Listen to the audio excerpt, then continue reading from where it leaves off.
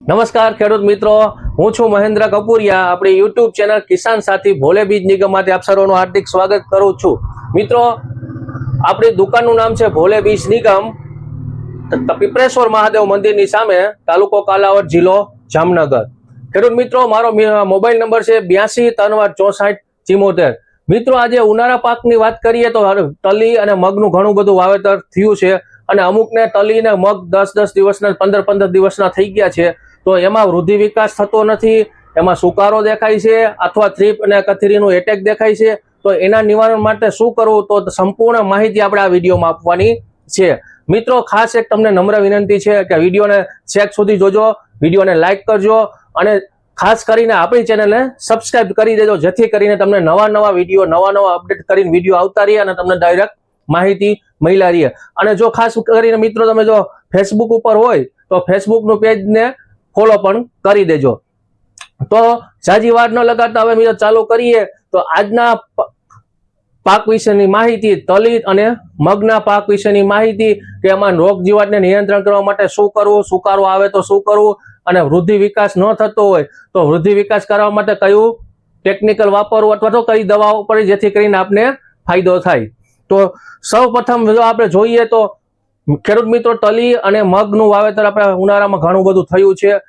તો મિત્રો, વૃદ્ધિ વિકાસ માટે આપણા પાક ઉનાળાના પાકની અંદર તલી મગમાં વૃદ્ધિ વિકાસ માટે કઈ દવા વાપરવી તેના વિશે આપણે પહેલા વાત કરીએ. તો સૌ પ્રથમ જોઈએ તો આપણે પીઆઈ કંપનીનું હુમિસોલ આવે છે. પીઆઈ કંપનીનું હુમિસોલ 4 થી 50 ml આ વસ્તુ વાપરવાથી તમારા પાકની અંદર, તમારા પાકનો તલી હોય કે અત્યારે ગુવાર હોય કે ચોરી ગુનારું વાવેલી હોય અથવા તો ઇવન મગ વાવેલા હોય, ગમે તે ગુનારું પાક વાવેલું હોય ને જો એમાં વિકાસ ન થતો હોય તો પીઆઈ કંપનીનું હુમિસોલ 4 થી 50 ml પ્રતિ પંપે છંટકાવ કરવાથી સારામાં સારું રિઝલ્ટ મળશે. અને તમારા નજીકના એગ્રો સેન્ટરમાં પણ મળી રહેશે પીઆઈ કંપનીનું હુમિસોલ.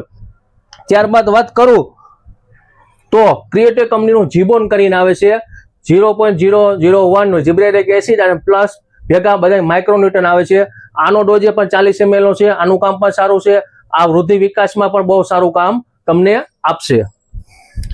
જો તમારો પાક અત્યારે 15-20 દિવસનો થઈ ગયેલો હોય તો બાયોવિટા કરીને આવે છે. પીઆઈ કંપનીનું બહુ સારી એવી પ્રોડક્ટ છે અને આનું રિઝલ્ટ બહુ સારું છે. છોડને ટેસ્ટમાં આવવા દેતો નથી અને ઉનાળામાં આનું રિઝલ્ટ બહુ બેસ્ટ છે. આનો ઉપયોગ પણ તમે કરી શકો એક પંપની અંદર 40 થી 50 ml લેખે. આ મિત્રો હતી આપણે વૃદ્ધિ વિકાસની વાત. તો હવે ઘણા બધા મિત્રો એમ કે છે કે અમારો છોડ તલી છે કે મગ છે સુકાય છે, પીળા થઈને સુકાઈ જાય છે, તો એના માટે શું કરવું? તો એના માટે છે રક્ષક કીટ નંબર 1. મિત્રો, 2.5 વીઘાની અંદર એટલે કે 1 એકરની અંદર આ એક કીટ તમારે પાણી સાથે ઘોરીને પાવી દેવાની છે. કેવી રીતે કે આની અંદર એક ફૂગનાશક છે અને એક માઇક્રોન્યુટન છે એટલે કે ખાતર છે. બે અલગ છે. એને ઓગાળીને બે અલગ ઓગાળીને પછી ભેગા કરી દેવાના અને બાસાલીનની જેમ આપણે પાતા હોય એ રીતે 2.5 વીઘામાં પાવી દેવાની છે આ એક કીટ. યાદ કરજો, રક્ષક કીટ નંબર 1 બહુ સારું એવો રિઝલ્ટ છે. આપણે આના જ્યારે ઘણા બધા ખેડૂતને અપાવી અને રિઝલ્ટ સારા મળ્યા. આનાથી તમારા અંદર જમીનજન્ય કઈ સુકારો હશે અથવા તો તમારા મૂળનો વિકાસ છોડનો નહીં થતો હોય તો એમાં પણ સારું રિઝલ્ટ આપશે. તો હવે જોઈએ કે આપણા છોડની અંદર કે જીવાતનો પ્રશ્ન આવી ગયો છે. થ્રીપ આવી ગઈ છે, કથીરી આવી ગઈ છે, ઝીણી ઉડતી જીવાતો ઘણી બધી દેખાય છે. તલી હોય કે મગ હોય, ગમે તે હોય પાક, બરાબર. તો એમાં પહેલા જો શરૂઆતમાં જોઈએ તો પ્રોફેનોસાઇપર, સારી કંપનીનું પ્રોફેનોસાઇપર તમે 40 ml લેખે વાપરો, એમાં પણ રિઝલ્ટ મળી રહેશે. ત્યારબાદ જોઈએ તો કે સફેદ માખી કોક દેખાતી હોય અથવા તો થ્રીપ સાથે સફેદ માખી હોય, મોલી હોય, એવું હોય તો પીઆઈ કંપનીનું ફોસ્માઇટ કરીને આવે છે ઇથિયોન 50%, 40 ml પ્રતિ પંપે વાપરો. આનાથી પણ સફેદ માખીમાં એમાં નિયંત્રણ સારું એવું મળી રહેશે. અને તલીની પાક કે મગના પાકની અંદર વાત કરીએ તો ઈરોનો પ્રશ્ન અને થ્રીપનો પ્રશ્ન આવતો હોય તો પ્રોમેક કરીને દવા આવે છે, 35 ml નો ડોઝ છે. આનું કામ બે સારું છે. 2 ટેકનિકલ વાળી દવા છે. ઈરુઈ મરી જશે અને થ્રીપમાં પણ નિયંત્રણ મળશે. ત્યારબાદ જોઈએ તો ઘરડા કંપનીનું પોલિશ. મિત્રો, આ પ્રખ્યાત વસ્તુ છે, બધા ખેડૂત મિત્રો તમે વાપરેલી છે કે ઘરડા કંપનીનું પોલિશ. મોલી મચ્છી હોય અને થ્રીપ કથીરી હોય તો એમાં સારામાં સારું પરિણામ આપે છે. અને ત્યારબાદ જોઈએ તો ગરડા કંપનીનું બકીલ, આ પણ 2 ટેકનિકલ વાળું છે. આ લિક્વિડ ફોર્મમાં છે, આ પાવડર ફોર્મમાં છે, બરોબર. 2 સેમ ટેકનિકલ જ છે.